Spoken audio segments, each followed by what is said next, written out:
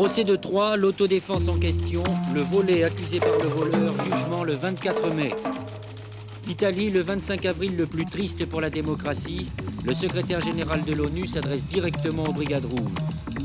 Georges Ségui et la CGT à Matignon, pas d'illusion, mais une volonté d'exploiter toutes les possibilités de négociation. Parti communiste, la contestation encore plus vive, à la veille du comité central.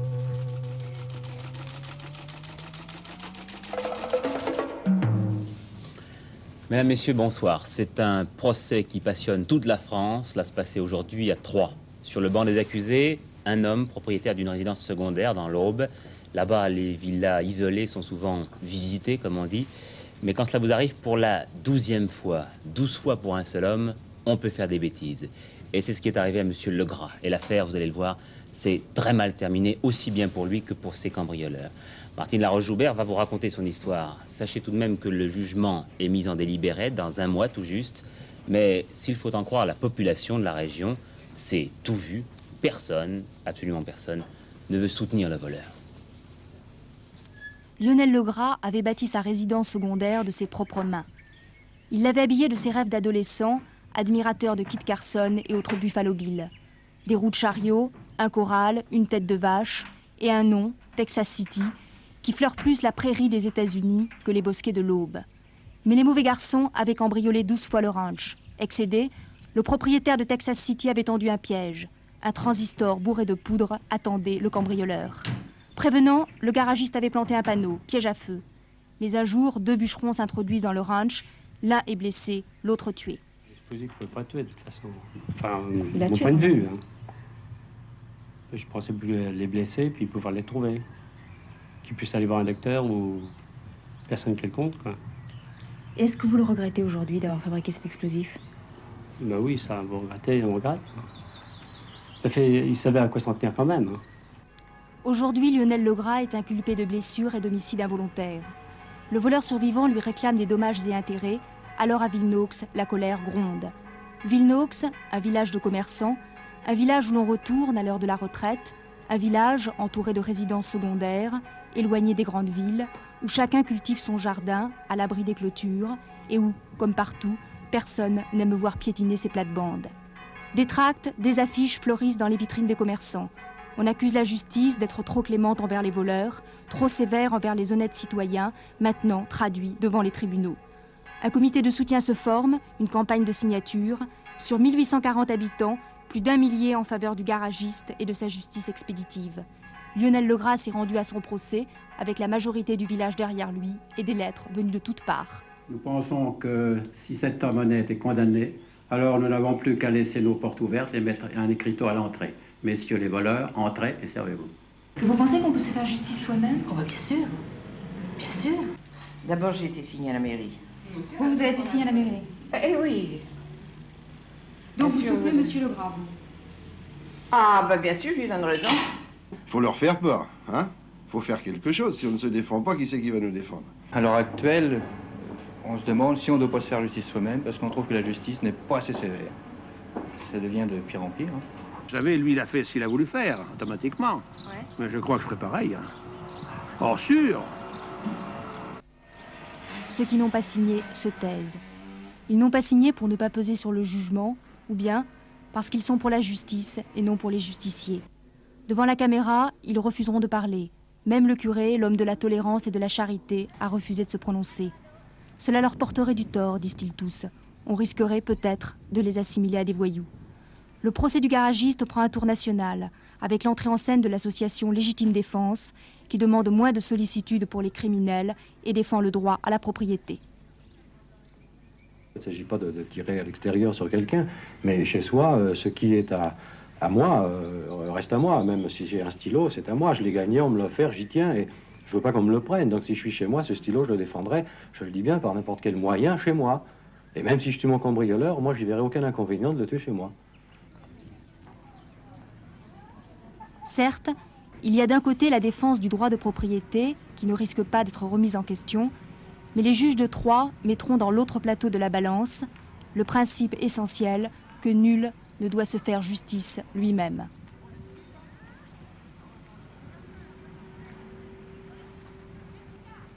Oui, tout cela en effet n'est pas si simple et on peut se demander dans quelle mesure on peut autoriser des gens à se faire justice eux-mêmes, Paul Lefebvre. Bah oui, il est très significatif, Patrick, que Martine Laroche-Joubert n'ait pas pu enregistrer, filmer ceux des habitants de Troyes qui considèrent que le principe de la légitime défense ne s'applique pas systématiquement et surtout n'importe comment. En somme, ces gens-là ont eu peur de la peur des autres. Bien sûr, M. Legras n'est pas un criminel au sens courant du mot. Bien sûr, il y a des limites à la patience et à l'injustice. C'est sûr que la police est très souvent débordée, faute de moyens, que la justice est lente, faute de crédit, et surtout que les magistrats prennent parfois des décisions qui vont à contre-courant de ce que réagit la majorité des Français. C'est une responsabilité qui leur coûte cher, ne serait-ce que l'estime du plus grand nombre. Les voyous, les criminels doivent être punis. La justice doit être sévère, efficace, mais surtout rentable. C'est-à-dire qu'elle doit d'abord punir, ensuite dissuader de la récidive. C'est son rôle véritable et le plus difficile. C'est-à-dire aussi qu'elle doit donner aux citoyens la sensation de la sécurité et du respect de son bon droit. Reste qu'on a mis des siècles à sortir et à grand-peine de la justice personnelle qu'on appelle vengeance et des milices privées qui deviennent forcément peu à peu le droit du plus fort, du plus nombreux et du plus rapide. Monsieur Legras n'aurait jamais tué un homme s'il y avait eu suffisamment de gendarmes et de policiers à Troyes pour protéger son bien, mais ceux qui l'applaudissent aujourd'hui penseraient sans doute tout autre chose si à la place des voleurs était entré en fracturant la porte en son absence et avait subi le même sort quelqu'un d'autre, par exemple un pompier ou un voyageur égaré sous la neige. C'est demain que le Conseil des ministres doit trancher pour savoir quelle hausse appliquer aux tarifs publics. Des hausses qui seront très rapides car elles pourraient rentrer en vigueur dès mardi prochain, donc le 2 mai. Rien n'est officiel, mais on pense que les tarifs voyageurs de la SNCF pourraient augmenter de 15%. Ceux de l'EDF, GDF de 10%, même chose ou un peu moins pour le charbon domestique. Toujours dans le domaine du vraisemblable, les timbres-poste passeraient de 1 franc à 1 franc 20 et le ticket de métro ou de bus de 1 franc 10 à 1 franc 25. Il semble que pour les transports, la note étant assez lourde à payer pour l'usager, eh bien la hausse aura lieu en juin et non en mai. Mais tout cela, je vous le répète, demande à être vérifié. Je ne vous ai donné que ces indications rassemblées par notre service économique parce que tout cela vous intéresse tous, bien sûr, mais la réponse définitive demain, donc, après le Conseil des ministres. Point final aux premières consultations du Premier ministre qui a rencontré tous les partenaires sociaux, c'est-à-dire syndicalistes, ouvriers, cadres ou patrons. Dernier visiteur de Raymond Barre, Georges Ségui pour la CGT. Georges Ségui, dont le dialogue avec le Premier ministre n'a pas été apparemment de la même nature que celui de M. Edmond-Maire.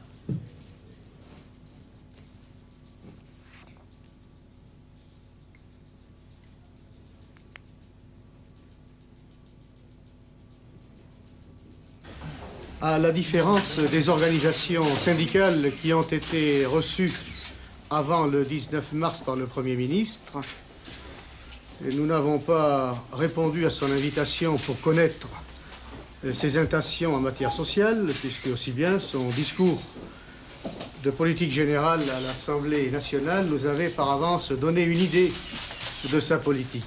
Pour l'essentiel, la même qu'avant les élections. Austérité pour les travailleurs, privilèges pour les gros possédants, acceptation des exigences du patronat, notamment en ce qui concerne la liberté des prix.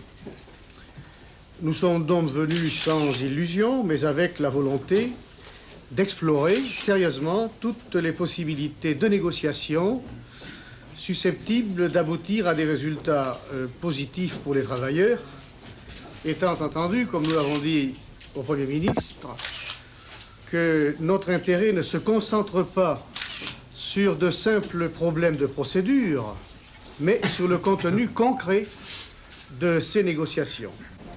Après ce dernier entretien du Premier ministre avec les syndicats, c'est évidemment une double question qui doit être posée. Quel sera le calendrier des négociations et sur quoi porteront-elles? Pour le secteur public, c'est en principe demain matin, au Conseil des ministres, que devront être fixées et annoncées les dates d'ouverture des négociations. Elles s'ouvriront par une reprise des discussions salariales dans la fonction publique. Pour le secteur privé, c'est la semaine prochaine que le patronat recevra séparément les différentes organisations syndicales. Alors, reste à définir sur quoi porteront ces négociations. Elles devront bien sûr s'inscrire dans le cadre des mesures présentées la semaine dernière au Parlement par le Premier ministre. Mesures qui imposent une double contrainte, le simple maintien du pouvoir d'achat et le blocage des charges salariales. Ce sera donc pour l'essentiel sur la revalorisation des bas salaires et la revalorisation des rémunérations des travailleurs manuels que porteront les entretiens. Pour l'emploi, la décision annoncée par le Premier ministre de ne plus soutenir à tout prix les secteurs retardataires va certainement créer une situation difficile. Et de ce fait, les négociations seront limitées. Pour l'essentiel, on parlera de la durée du travail et des conditions du travail. Enfin, un point d'interrogation dans ce climat de détente et de dialogue. Après sa polémique avec la CFDT et après le recul qu'elle a enregistré lors des dernières élections professionnelles, la CGT se retrouve un peu isolée. Et il est très vraisemblable que d'ici peu, la CGT soit amenée à repasser à l'offensive. La politique maintenant, à la veille de l'ouverture d'un rendez-vous politique très important, le comité central du Parti communiste. C'est une véritable petite bombe qui vient d'exploser. C'est une bombe qui a fait exploser le philosophe communiste Louis Althusser dans une série de 3 articles, dont le second est paru aujourd'hui dans Le Monde. Louis Althusser attaque très durement la direction du PC, plus durement qu'aucun communiste que juste alors, à tel point que le socialiste Claude Estier disait ce matin sur France Inter que ses analyses allaient plus loin encore que celles du PS.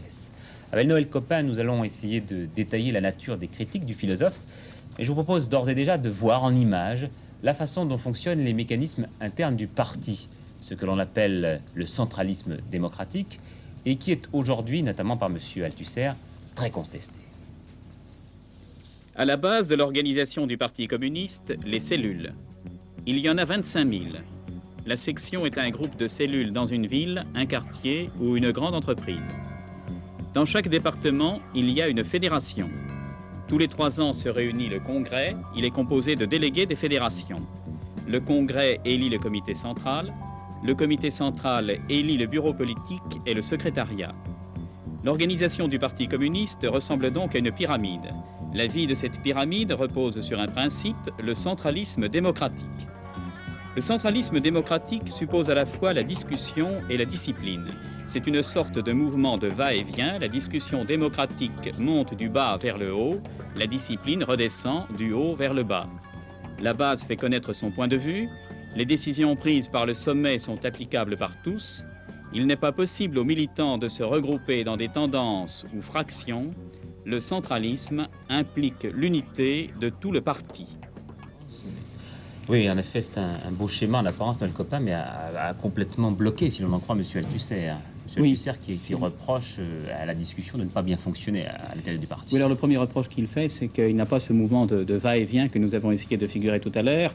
Pour lui, tout descend, tout vient d'en haut. Et il emploie l'expression, nous avons vécu le temps, dit-il, des grands parachutages. Ces parachutages, ce sont les mots d'ordre qui tombaient du ciel. Et d'après lui, les militants découvraient que ces mots d'ordre étaient radicalement différents des mots d'ordre qu'ils avaient reçus au cours des dernières années. Et puis il trouve aussi que ça ne remonte pas assez de la base. Alors deuxième point, ça ne remonte pas assez de la base. Il dit bien qu'en principe, le peuple est souverain, qu'il y a discussion dans les cellules, mais la discussion ne remonte pas plus haut, dit-il, que le stade du secrétariat des fédérations, c'est-à-dire au niveau départemental, où les secrétaires de fédération sont des permanents. Enfin, dernière critique, ça ne circule pas horizontalement, c'est-à-dire que tout est cloisonné. Oui, il emploie l'expression d'un cloisonnement vertical absolu qu'il compare à une hiérarchie militaire, ce qui veut dire qu'en principe, le militant d'une cellule n'a aucun rapport avec le militant d'une autre cellule, qu'il ne peut pas y avoir de rapport entre les cellules, si ce n'est par le haut, si ce n'est par les délégués au comité de section. Alors c'est une série d'articles, 3 articles donc publiés dans Le Monde, très durs finalement. Oui, et Louis Althusser en arrive à cette conclusion: l'organisation du Parti communiste est une machine à dominer, à contrôler, à manipuler les militants. Et il en tire cette conclusion, c'est un fonctionnement à changer de fond en comble. Et je crois qu'effectivement, vous le disiez tout à l'heure, jamais un communiste de l'intérieur n'avait critiqué aussi vivement le fonctionnement de son parti, et je crois même que les grands exclus dans les années passées n'étaient pas allés eux-mêmes aussi loin dans la critique. Bien, dans notre dernier journal, nous aurons l'occasion d'entendre Jacques Frémentier, qui vient de quitter ses fonctions de rédacteur en chef de la revue Action, et qui donc s'exprima lui aussi sur les critiques qu'il fait aux dirigeants du Parti communiste. Politique toujours, Michel Debrèche et Valéry Giscard d'Estaing tout à l'heure, pas de déclaration de l'ancien Premier ministre à sa sortie de l'Élysée. Par ailleurs, le gaulliste Claude Labbé a annoncé que le dossier sur la taxe professionnelle serait ouvert à l'Assemblée avant la fin de la session sur l'amendement du gouvernement, et que le RPR, lui, demandait un débat sur la famille, la sécurité sociale et la participation. Le drame italien maintenant. Rien de nouveau aujourd'hui, si ce n'est à l'instant un appel de Kurt Waldheim aux Brigades Rouges, et puis cette unanimité de tous les partis pour refuser de céder aux Brigades Rouges. Et comme les conditions des terroristes étaient elles-mêmes très dures, on ne voit pas comment la vie du président de la démocratie chrétienne pourrait être épargnée.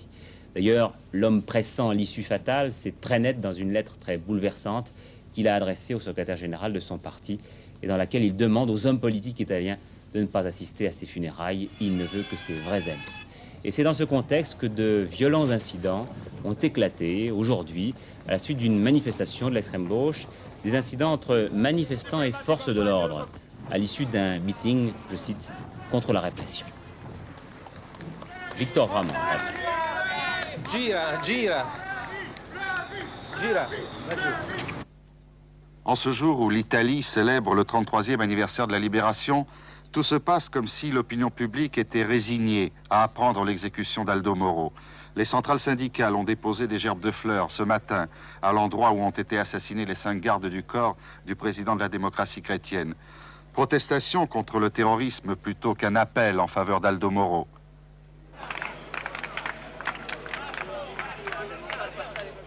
L'extrême gauche aussi a voulu profiter de cet anniversaire de la Libération pour manifester, elle qui, après l'enlèvement d'Aldo Moro, a rejeté la moindre sympathie qu'elle pouvait éprouver à l'égard des Brigades Rouges. On s'interrogeait d'ailleurs sur la position de l'extrême gauche. La voici. Les Brigades Rouges font le jeu du régime. L'action qu'ont fait les Brigades Rouges ont renforcé l'accord entre démocratie chrétienne et Parti communiste, ont créé une homogénéité, fausse homogénéité à la base, ont remis en jeu l'armée en Italie. Vous savez que Rome est encerclée par l'armée. Depuis 8 ans, l'armée n'était pas présente dans la vie politique en Italie. Depuis 4 tentatives de coup d'État étaient hors du jeu politique. Aujourd'hui, l'armée est à nouveau dans le jeu politique. Vous êtes déclaré en faveur de la libération d'Aldo Moro? Ça ne nous regarde pas tellement. Nous sommes pour le droit à la vie. De toute façon, nous ne croyons pas qu'un petit groupe peut condamner à mort quelqu'un en nom du prolétariat, en nom des révolutionnaires. Eux, ils ne nous représentent pas. Ils ne nous représentent pas ni comme prolétaires, ni comme révolutionnaires. Donc on ne les autorise pas à condamner qui ce soit à mort. La répulsion à l'égard des Brigades Rouges est générale, unanime, quelles que soient les opinions politiques. Répulsion, mais aussi résignation. Concrètement, et puisque personne n'accepte de négocier avec les terroristes, il n'y a plus qu'à attendre le 9e message des Brigades Rouges. En attendant, je vous l'ai dit, Kurt Waldheim, secrétaire général des Nations Unies, s'est adressé aujourd'hui très directement aux Brigades Rouges pour leur demander d'épargner la vie de M. Aldo Moro et de le libérer immédiatement. C'est un appel qui est radiodiffusé en ce moment sur les ondes donc, de la radio italienne. 4e anniversaire aujourd'hui de la révolution du 25 avril au Portugal. Et à cette occasion, le Conseil de la Révolution a mis en garde les Portugais contre les menaces qui, selon lui, pèsent sur la Constitution et la démocratie. Et il est vrai que sont nombreuses les critiques déversées sur le régime depuis la révolution des œillets. Critique numéro 1, nous l'avons dit hier, une économie complètement débridée avec la palme du chômage et de l'inflation. Et c'est la raison pour laquelle Serge Mistret a demandé au Premier ministre Mário Soares de s'expliquer. La crise, pensez-vous en avoir identifié les causes et croyez-vous pouvoir la maîtriser?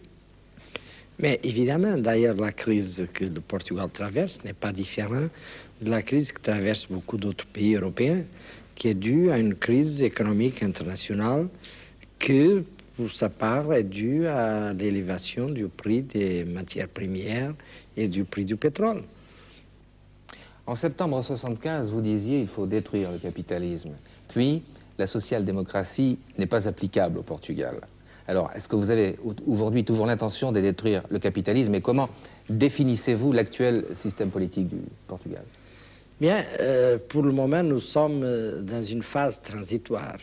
Nous sommes jusqu'à 1980 en association avec CDS, c'est un parti démocrate chrétien, pour consolider la démocratie, les institutions démocratiques et pour récupérer l'économie du pays. Parce que sans une économie, un état de fonctionnement, ne peut pas avoir de démocratie valable. Et pour moi, la marche vers le socialisme se fait à partir de la démocratie, d'une démocratie consolidée, pas avant. Sinon, on tombe dans une sorte de capitalisme d'État, façade socialiste, il y a beaucoup de régimes qu'on connaît et qui sont des régimes d'oppression.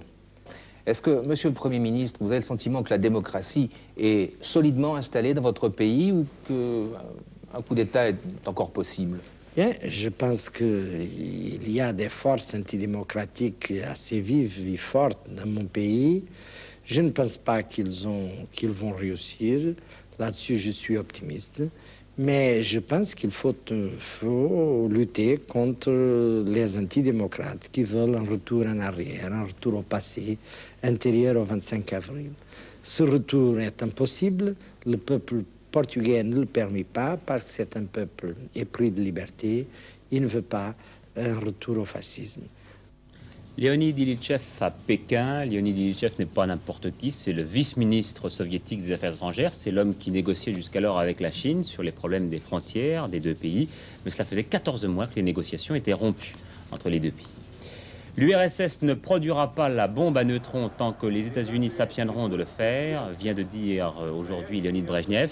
C'est la première vraie réponse à la décision de Jimmy Carter d'ajourner la production de cette bombe à neutrons. Leonid Brejnev n'est pas pour autant très tendre avec le président américain. Cette décision est une demi-mesure, a-t-il dit.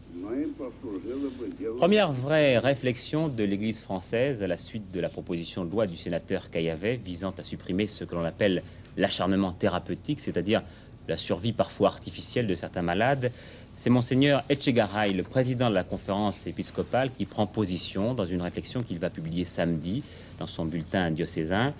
Il n'est pas contre la proposition Caillavet, il se demande simplement si l'on peut régler par une loi un problème complexe, comme tous les problèmes humains, surtout ceux qui touchent à la vie.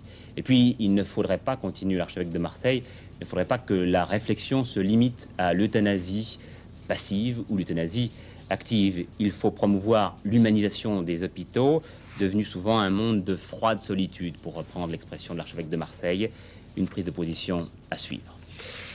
L'environnement ne doit plus être un rattrapage, mais un préalable, a dit Michel Dornano, invité aujourd'hui de l'Association des journalistes de l'environnement.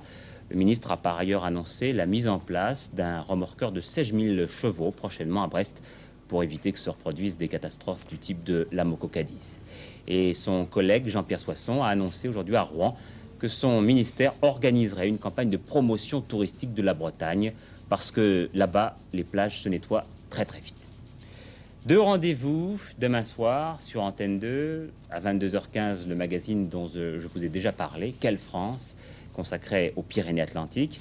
Et puis juste avant, un événement pour tous les sportifs, le match aller de la finale de la Coupe de l'UEFA, Bastia-Eindhoven. Un événement retransmis donc par Antenne 2 à 20h30, tout de suite après le journal, et dont Bernard Père nous présente les ingrédients et les préparatifs. À Bastia, c'est l'euphorie qui règne, mais aussi un certain énervement à mesure que leur hache approche. Les ouvriers travaillent d'arrache-pied pour installer les 1200 places supplémentaires, mais combien seront-ils à avoir la chance d'assister à cette finale? Bien difficile à dire.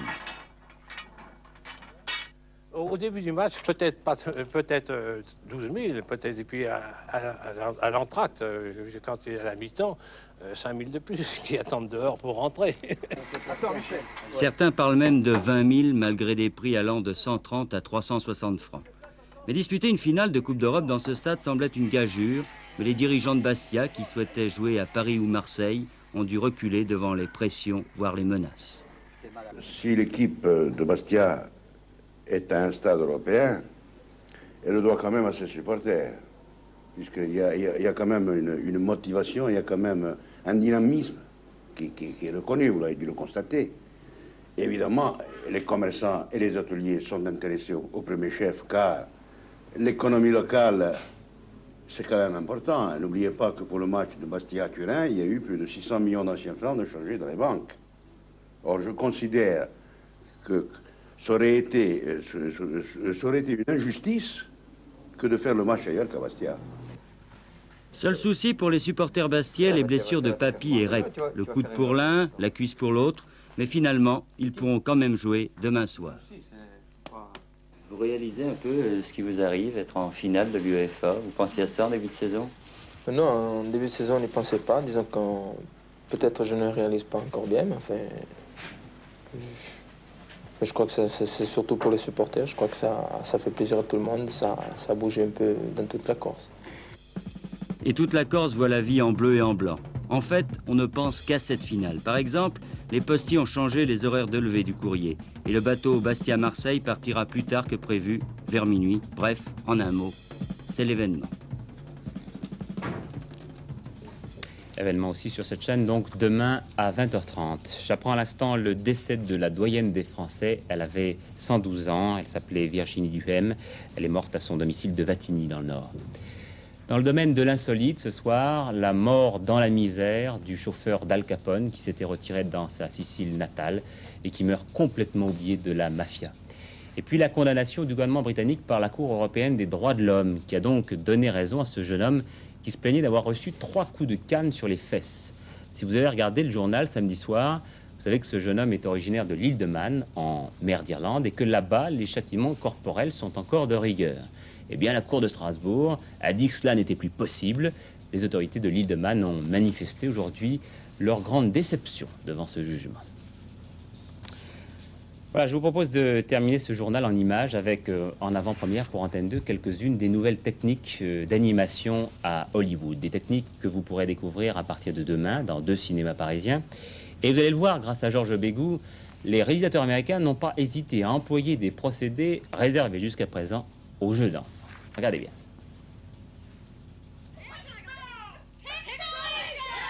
Après l'âge d'or des grandes usines de dessins animés, dont l'entreprise Walt Disney constitue le plus beau fleuron, une nouvelle génération de réalisateurs de dessins et d'animation utilise aujourd'hui à Hollywood des techniques apparemment enfantines, telles que la pixelisation, prise de vue image par image, dans un univers à 3 dimensions.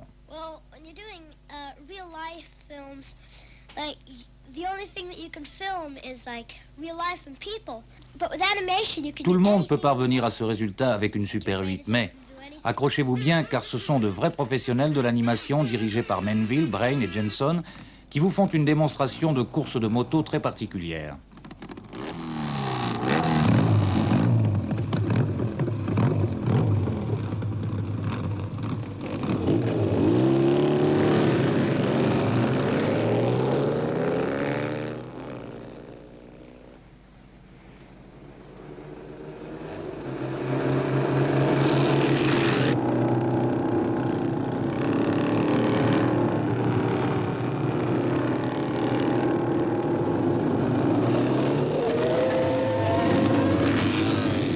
Pour cette séquence de 40 secondes, des heures et des heures de tournage ont été nécessaires. Encore un jeu de patience emprunté aux enfants par Will Vinton qui a amené la pâte à modeler à l'âge adulte. Il a créé le premier studio au monde de pâte à modeler animée, image par image, sous l'objectif de la caméra. You are disgusting. What do you mean, disgusting? Brad, I just want a ham sandwich. Brad! You're talking about my family. Brad, where's the chicken here? I'm trying to find the sound here. Talking about a ham sandwich. Brad! Brad! What is this? Where's Mr. Sound? Brad! Brad! Boom! Red! What? What? Tiens, voilà le metteur en scène. Hey, have you guys finished that shot yet? Alors, c'est fini cette prise de vue? Okay, well let's get on with the close-up now, huh? Okay, we'll set up for that. Encore quelques planches. There really are a lot of similarities between our process and live-action film production. Robert Swarty, spécialiste des trucages en animation dans les superproductions comme Rencontre du troisième type, mène une carrière parallèle en produisant des films personnels entièrement dessinés directement sur la pellicule. Quand on sait qu'il faut 24 images pour 1 seconde de projection...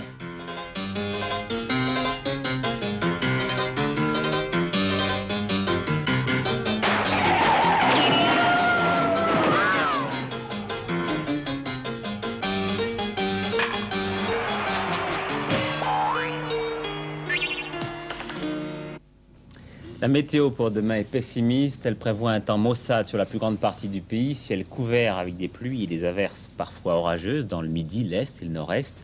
Les températures ne bougeront guère. C'est Gérard Rolls qui vous présentera la dernière édition du journal aux alentours de 23h30, c'est-à-dire après les dossiers de l'écran. Merci de nous avoir suivis. Bonne soirée à tous et je l'espère à demain.